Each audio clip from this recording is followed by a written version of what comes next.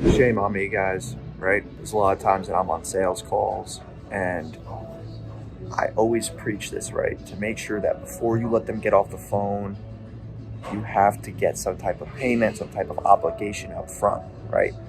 I was on a sales call the other day. I was driving. I fucking decided to take the sales call because I was just very excited. I have ADHD, so I just get very excited over little shit.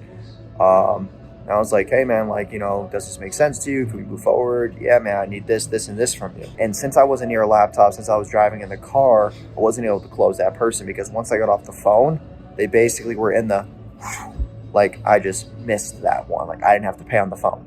And trying to follow up with this person has just been like a complete horror. And when you don't give that person that obligation on the phone, people's word, you can't trust people's words anymore.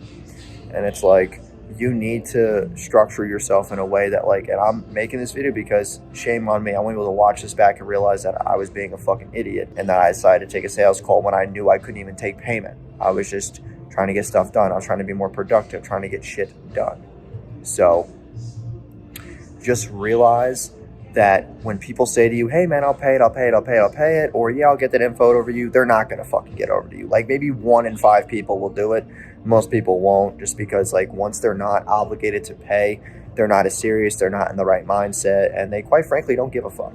So start taking your sales calls when you're prepared, when you're ready to take payment, when you're ready to take that action to get that person onboarded, because if they're not being pressured into shit, then it's just it's just a vocal conversation that can be obviously dodged by, having no payment.